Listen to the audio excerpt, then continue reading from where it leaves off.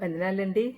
ఈరోజు మార్చి చివరి రోజు 31వ తేదీ, మూడవ దినం. యేసుప్రభు హోలీ వీక్లో మూడవ దినం. మత్తయి 21:23.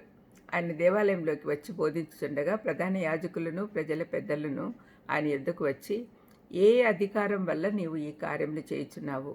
ఈ అధికారం ఎవరు నీకు ఇచ్చారు అని అడిగారు. పవిత్ర వారంలోని మూడవ రోజైన మంగళవారం నాడు యేసుప్రభు బేతనీయ నుండి తిరిగి యెరూషలేం వెళ్ళాడు. మార్గంలో ఎండిపోయిన అంజూరపు చెట్టును గురించి, అంత త్వరగా అది ఎలా ఎండిపోయింది అని శిష్యులు అడిగినప్పుడు యేసయ్య వారికి విశ్వాసం గురించి బోధించాడు. నిజమైన విశ్వాసం ఉంటే ప్రార్థించినప్పుడు కొండలను కూడా ఎత్తి సముద్రంలో పడేయవచ్చని బోధించాడు. మంగళవారం ప్రభు చాలా పనులు చేశాడు. ఇప్పుడు మనం చదువుకున్న వాక్య భాగంలో పరిసయ్యులు ఆయనను తనకు బోధించిన ఎవరు అనుమతి ఇచ్చారు, అధికారం ఇచ్చారు అని అడిగారు.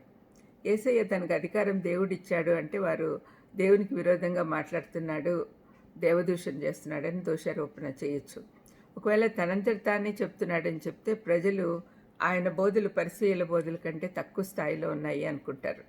అయితే ప్రభువు దానికి సంబంధం లేదు అన్నట్లుగా ఉన్న ప్రశ్నతో వారి అసలు ఉద్దేశం బయటపెట్టాడు. వారికి యథార్థంగా ఏ సమాధానము కోరుకోలేదు, కానీ ఆయన నిరుకుని పెట్టడానికి అలాగా ప్రశ్నించారు.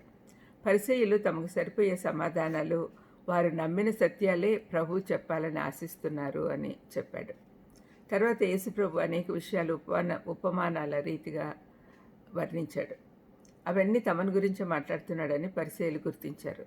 వారు ఆయన్ను బంధించాలనుకున్నారు, కానీ అక్కడున్న విస్తారమైన జనసమూహము ఆయనను ఒక ప్రవక్తగా భావిస్తున్నారు కాబట్టి ధైర్యం చేయలేకపోయారు. ఆ తర్వాత కొందరు గ్రీకు దేశస్థులు వచ్చి ఆయనను కలిసి వెళ్ళారు. ఈ సంగతి యోహాను 12:20-26 వరకు అక్కడ మాత్రమే ఉంది ఆ సువార్తలో. మతనాయకుల గురించి ప్రజలను ప్రభు హెచ్చరించాడు. మత్తయి 23 అధ్యాయం అంతా కూడా యేసయ్య మతనాయకుల వేషధారణ గురించి చెప్పాడు. మతనాయకులంతా బయటికి చాలా భక్తిపరులుగా కనపడతారు, కానీ వారి లోపలంతా దురాశ, చెడుతో నిండి ఉంది అన్నాడు. మత్తయి 23:37-38లో మరొకమారు ప్రభు యెరూషలేం గురించి దుఃఖించినట్లుగా చూస్తున్నాం. ఆదివారం రోజున కూడా ఆయన జయప్రవేశం చేసినప్పుడు దాన్ని గురించి ఏడ్చినట్టుగా వ్రాయబడి ఉంది. కారణము 70 సంవత్సరాల తర్వాత అది కంప్లీట్గా నాశనం అయిపోతుంది. చివరిగా మంగళవారం నాడు యేసుప్రభు ఒలీవ కొండపై కూర్చొని భవిష్యత్తు గురించి బోధించాడు.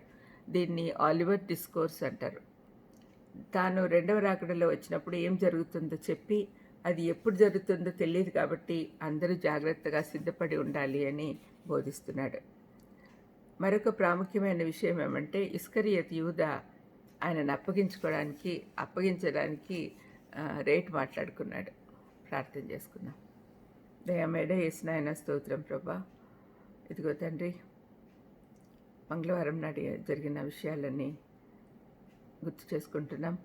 మీరు ఏమేమి నేర్పించాలనుకుంటున్నారు, శిష్యులకి ఏం నేర్పించారో అవన్నీ కూడా మాకు కూడా నేర్పించి మేము అర్థం చేసుకునే దానికి మా హృదయాలను తెరవమని యేసుక్రీస్తు నామమున వేడుకొంచున్నాను తండ్రి. ఆమేన్. God bless you.